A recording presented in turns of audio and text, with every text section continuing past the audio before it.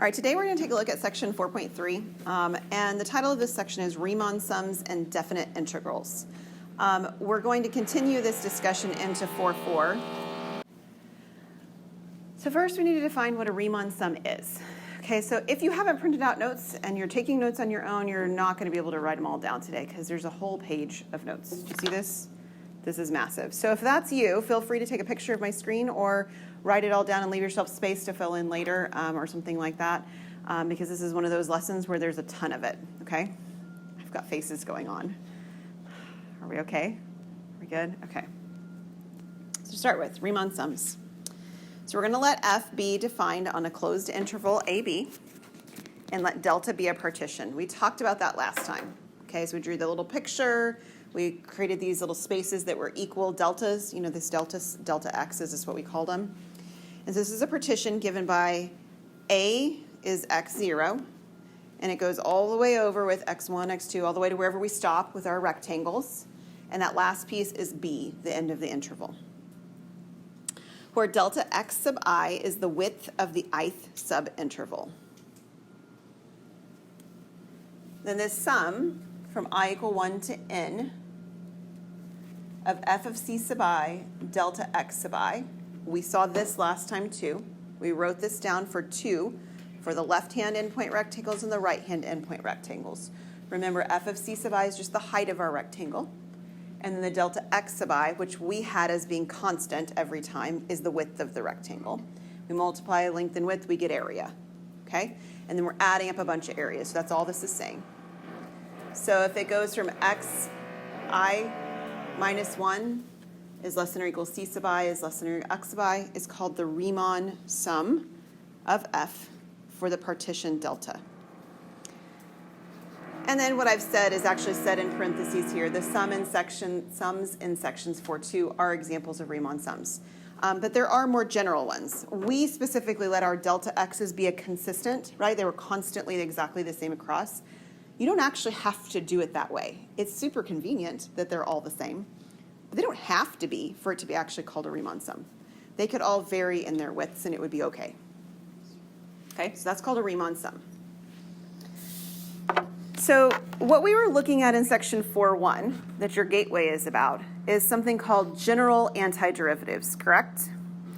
And I commented in that section that if you hear me use the phrase integral, it means the same thing as antiderivative. Does that sound familiar? Okay. So when we're moving on to this next one, and it's called a definite integral, what we're actually doing here is we're going to define it on a length. When we did it back in section 1, there was no starting and ending point. It didn't have any of that. It just had this sort of a general feel to it. Yeah? We also got that plus c at the end business going on. That's going to change when we put a definite start and a definite ending to our integral that we're looking at. So if f is defined on this closed interval AB, the Riemann sums go like this. And if we let the width of our rectangles approach 0, that's a limiting process, right? The width is approaching 0. Then this sum right here will exist. F is said to be integrable, right? It's an integral on that interval AB. The limit is denoted by the limit of delta approaching 0 of the summation from I equal 1 to n of f of c sub I delta x sub I. And it's equal to a notation we haven't seen before. So this is really the first notation we haven't seen yet today somewhere. We have that same script s. We have the same f of x dx. All that came from section 1. But now you see the a and the b on the bottom and on the top of the script s, right, the integral. This tells you it starts at the left-hand endpoint of a, that's the lower number, and it ends at the right-hand endpoint of b. Okay, pretty good so far. But what this formula is telling you is that the connection between section 1 and section 2 is that if I know how to do these antiderivatives, and I have a specific starting point and I have a specific ending point, then what I'm finding when I do the antiderivative is I'm finding area. Yeah, it goes backwards. It becomes the the original from a derivative. All that's true, but I'm actually finding a quantity. like a measurable quantity when I have a starting and ending point. I'm finding an area. Not only that, but it allows me to find an area a whole heck of a lot easier, right? I don't need a bunch of rectangles. I don't need to find a bunch of heights. I don't need summation formulas. I don't need all those limit pieces from section 2. All I need to be able to do is to find an antiderivative, which we learned how to do in section 1. And we haven't talked about what we do with the a and the b yet. We'll get there. But the a and the b come into play after that. But there's this cool connection that says it's a lot easier. And so that should kind of feel like what we did when we first learned derivatives. You learned this limit process, which none of us are specifically fond of, right? It takes a while. It's kind of tedious, right? And then I said, oh, but there's a whole lot easier way of doing that. We have all these rules. Okay, so we tend to sort of, in our nature, God made us this way to sort of like balk at rules, but rules make life easier, right? Y'all liked section 2.2 and beyond a lot better than 2.1, where we had to do it the long way, right? The same thing's happening here. Here, section 4.2 was the long way. And once we get into section 4.4, that's next time, right? You will see that it actually will pan out to working out a lot smoother the short way because we have some properties and some rules in play. This limit is called the definite integral from a to b. A is called the lower limit of integration, and b is the upper limit of integration. Okay, so a little bit of vocabulary there. We saw a few of these continuity kind of properties when we looked at derivatives, and we'll see them here again. If we have a function that's continuous, then it's automatically integrable. Now that didn't work that way for derivatives. Continuous did not mean that it was differentiable. Differentiable meant it was continuous. It kind of was flip-flopped. But just having something that was continuous did not mean it was differentiable. And just as a reminder, remember if you had, oops, let me get a black. If you had something like this, this is continuous, but it's not differentiable here because there's a sharp turn, right? Well, this is actually telling you that if it is continuous, like this graph, that sharp turn doesn't cause us a problem. We can still find the integral for that. It will work. All right? Okay, so the definite integral as the area of a region. So this is kind of putting it all together now. So if f is continuous and non-negative on the closed interval, then the area of the region bounded by the graph of f, the x-axis, and the vertical lines x equal a and x equal b, is the area. And it is defined to be the definite integral from a to b of f of x dx. I'm going to use the same picture we saw last time to draw this, or at least a pretty close version of it.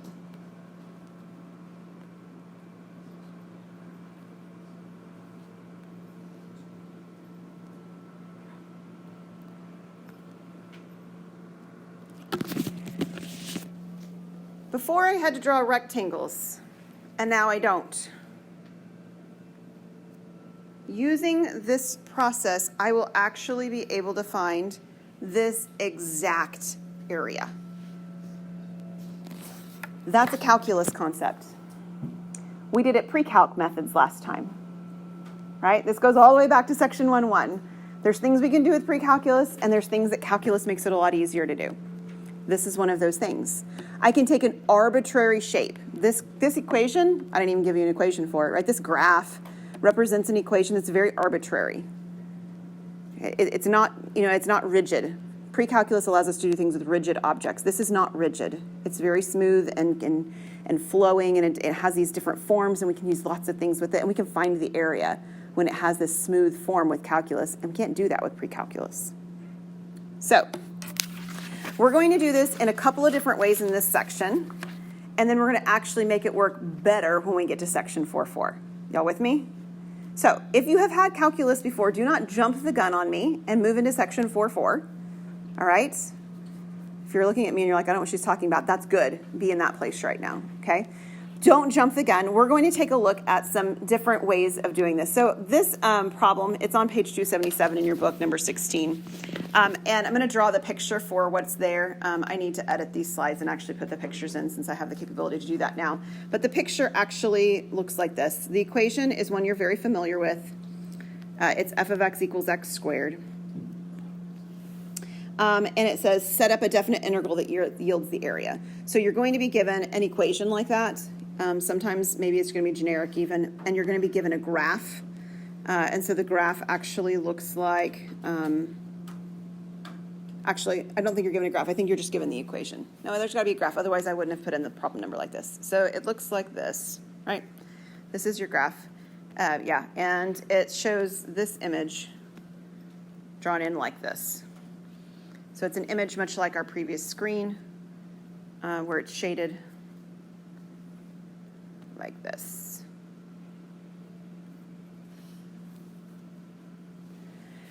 So you get an equation, you get a graph, and it wants you to create something that looks like this. That's all you're doing. You're not solving anything, you're not finding any areas. You're just working from a picture representation and putting it in a formulaic standpoint. Make sense? So, the formulaic standpoint always uses the integral. It always has dx on the end as long as you're using x as your variable, which we typically do. The piece that's in between is the function that you're given, x squared. And then the lower and the upper limits of integration come from the graph. They come from the graph. So where, left-hand endpoint, does our shading start? And when we mean here, I mean x values, right? Because we're working in terms of x, 0. So that's the lower limit. And where does my shading stop? 2. Okay, it's just notation. It's transcription. It's not a difficult question, so don't overthink what's going on. They're just wanting you to get into this, in this section, to get into some of these habits of understanding the relationship between these different objects. Sound good? Okay. The next thing that you're going to look at in this section is geometry. So we are going to take a look at some things that are rigid. And then what we're going to do in section 4.4 is we're going to see that the calculus concepts work for rigid objects too. But they more generally will work for all objects. So this one wants us to actually sketch the region that this is describing. Okay? And then to write and figure out what the formula, not just the formula, but the value of the area is from the formula. Okay? Because they gave us the formula. So we're going to start by drawing our graph. Oops, there we go. Starts at 0, and it ends at 3. Let's try that a little bit better. Okay, so 0 is my y-axis, and then I'm going to go out to 3, like this.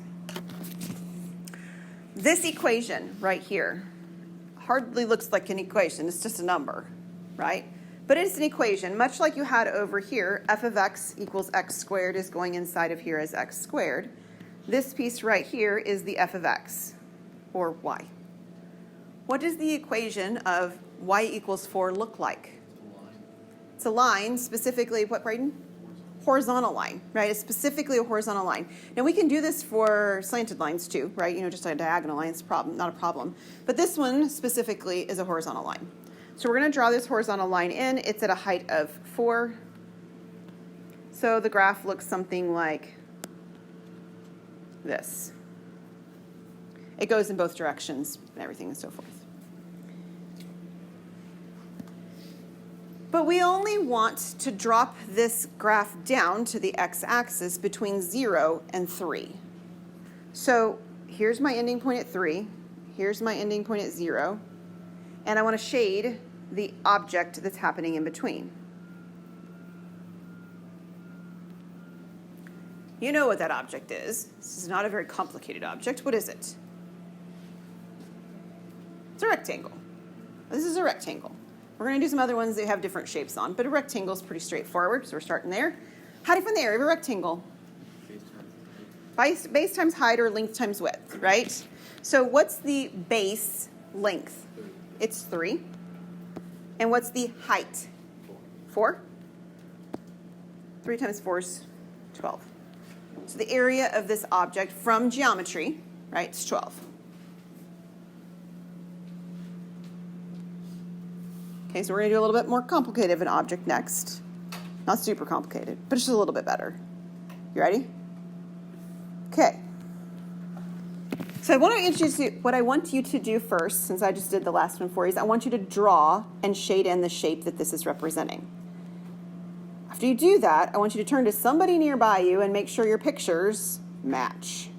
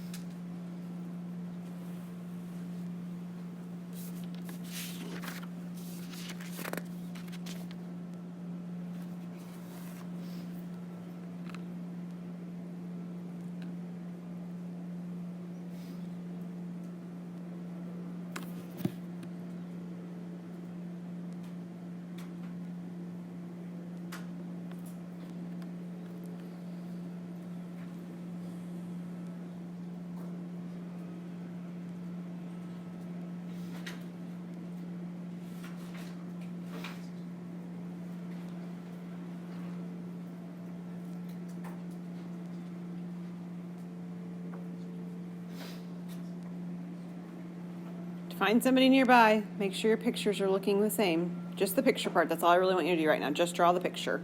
Shade it in.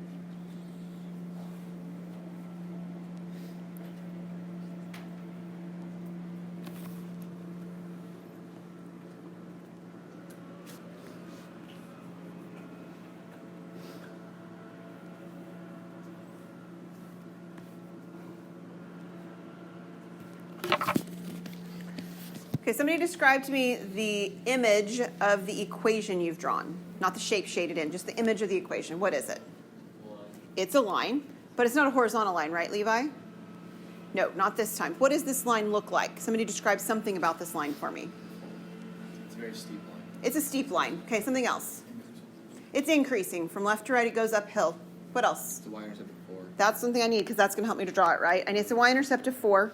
My scale's not going to be great because I've drawn it a little funny. That's all right. That's 4. So here's it starts at 4 with a y-intercept. What else do I need in order to draw this graph by hand?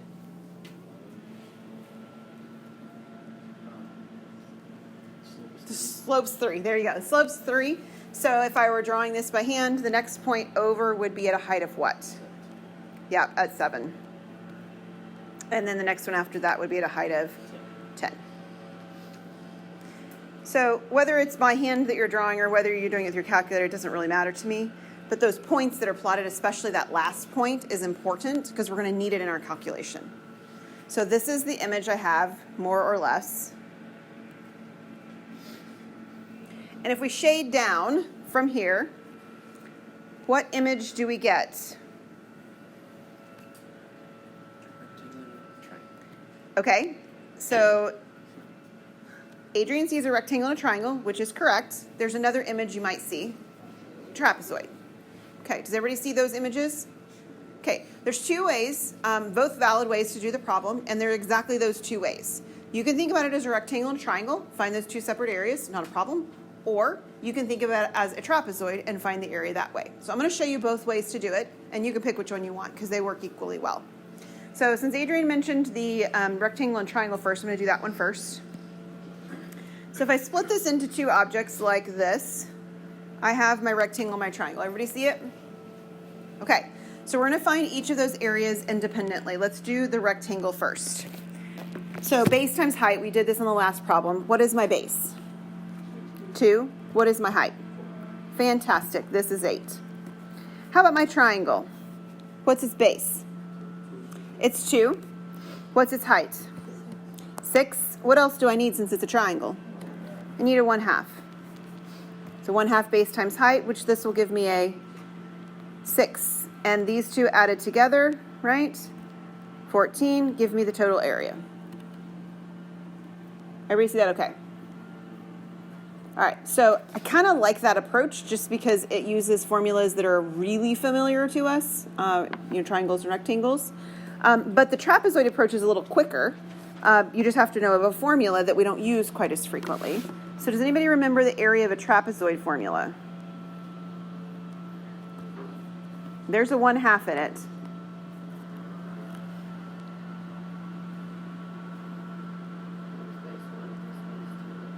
Okay, say a little bit louder, Sophia, with this background noise. I'm having a hard time hearing. Mm-hmm. Yes, that's it. So we take the two different bases, and this object's bases are the parallel pieces, not the base that we just recognized when we were creating our triangles and rectangles. Everybody got that? This is a triangle, I mean, the trapezoid is sort of on its side from the way we've typically drawn it in like a geometry class. So one of the bases is 4, and the other base is 10. So up here we have our 1/2. We have our 4, and we have our 10. And then our height is actually the distance between the horizontal piece or the parallel pieces, which would be a 2, right? So we have 1/2 times 4 plus 10 times 2. And if you wish, the 1/2 and the 2 could cancel, and that leaves us with the same 14 that we got a moment ago.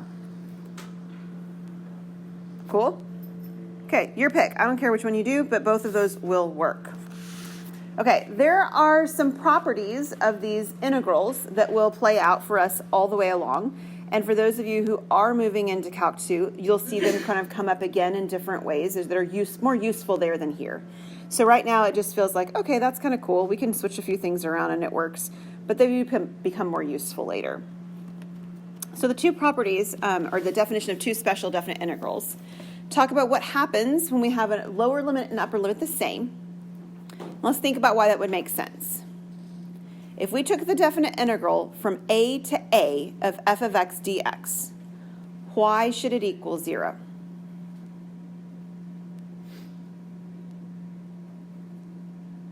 Somebody be bold and give me an option. What do you think? Why would that be 0? Because if your upper limit and your lower limit are the same, you're not moving anywhere. So what does that mean our shape is if we were trying to find area? There's no shape. There's no area, right? If you're starting and you're stopping at the same spot, it's a line, right? A vertical line, the way we're drawing it. There is no area because it's a two-dimensional object. Okay, so that makes sense to us. The next one talks about what happens if you flip the limits of integration. And again, we'll talk about from the standpoint in 4.4 why this actually has to work. But if your A and your B are switched, okay, so you flip them, it actually gives you the opposite sign of your area. Okay? Now, I don't exactly want to say it makes the area negative. We've talked about area of curves that are completely above the x-axis, haven't we? And clearly not all curves are strictly above the x-axis. Think about the graph of sine, cosine, right? They're above and they're below the x-axis on a repeating basis. And plenty of our other graphs are as well.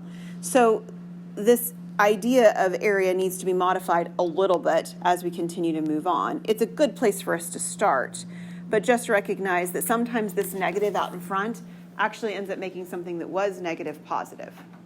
Okay? So what ends up happening if you have a graph completely above the x-axis is it finds area in a positive value. If it's completely below the x-axis, it's negative area because it's below the x-axis. And if you kind of move between them, you've got to sort of balance out what's going on, and I kind of call it net area. Positive above, negative below. We have to fix some things. Okay. And then there are some properties of what happens if we have to sort of stop in between. So this is theorem 4.6. It's the additive interval property. So if we have values A, B, and C, and C is between A and B. That's definitely not written in there, but it should be. So C, actually, let me write it this way. A is less than C is less than B. So C is between them. So if C is between them, and you want to go from A to B, and for some reason, it's usually because it's a piecewise function, it makes sense to stop at C in between, you can do that. So from my picture before, this doesn't make sense to do in this particular situation, but it can at least justify visually why this would work for us.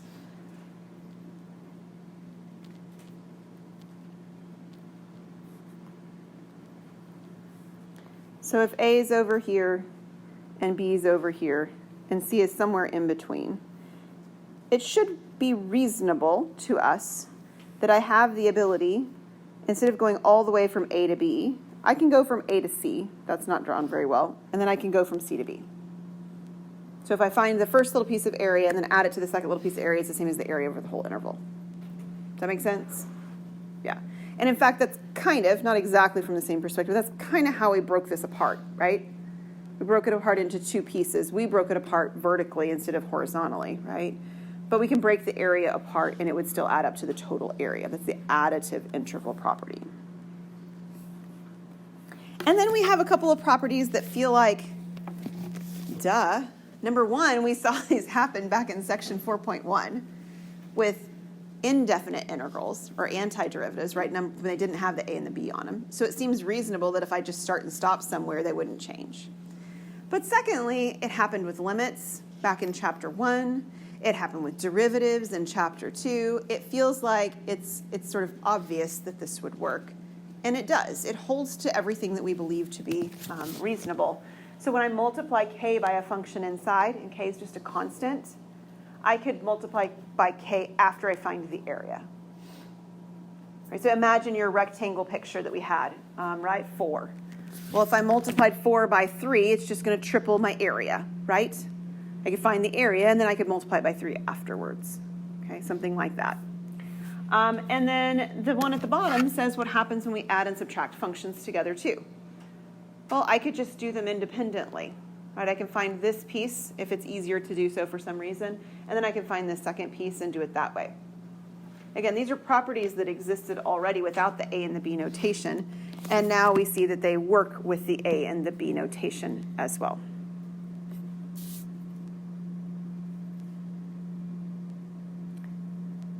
Okay, I'd really like to do 4 and 5 at the same time, so I'm going to stop. We're a tiny bit early today because it makes sense for them to be done with the same instructions, so we'll pause here for today.